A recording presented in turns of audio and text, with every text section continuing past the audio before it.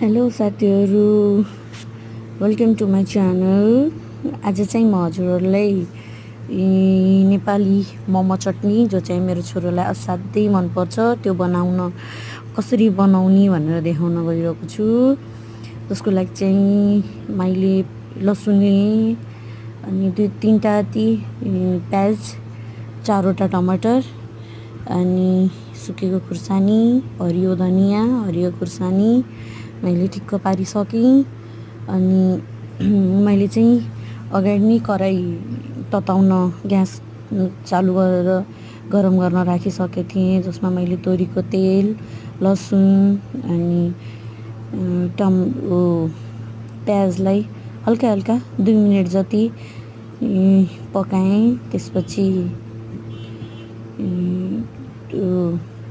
के भन्छ टमाटर मैले 5 मिनट जति पकाउन छोडिदिएँ। त्यसमा चाहिँ हरियो खुर्सानी, सुकेको खुर्सानी, हरियो धनियाँ अनि नुन, हल्दी सबै एकैचोटि हालेर चाहिँ मैले त्यसलाई 5 मिनट जति पकाउन छोड्दै थिएँ। 5 मिनट जति कम आगोमा है, फेरि एकदमै स्लो ग्यासमा छोड्नुपर्छ, आगोमा छोड्नुपर्छ, मजाले पाक्न दिनुपर्छ यसलाई। अनि मेरो छोरोलाई चाहिँ असाध्यै मनपर्छ कि यो चटनी, फेरि भातसँग रोटीसँग जे दिए नि मनपर्छ। अलिकति मैले चाहिँ यो टिमुर हालेको, अनि सेतो तिल, मसँग सेतो तिल नै थियो, कालो तिल, खैरो तिल, जुनसुकै तिल हाले नि हुन्छ। तिलले स्वाद राम्रो आउँछ।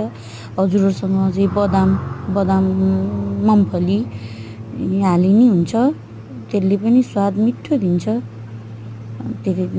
त्यो हाल्ने, 2 मिनट जति पाक्न दिने, त्यसलाई पनि हल्का हजुरहरूले नत्र त्यसलाई त्यस्तै रोस्ट गरेर गर्नुभयो भने नि हुन्छ, त्यो पनि चल्यो, त्यसले पनि स्वाद आउँछ। म चाहिँ यही सजिलो मान्छु, कहाँ अलग भुट्नु गर्नु अलग पिस्नु भन्दा यस्तै नै मैले सजिलो मान्छु। मैले माथिबाट चाहिँ हरियो धनियाँ स्वाद राम्रो आउँछ, त्यसले धेरै नपकाउने हरियो धनियाँ चाहिँ बस माथिबाट हाल्ने अनि निकालिदिने, सेलाउन दिने।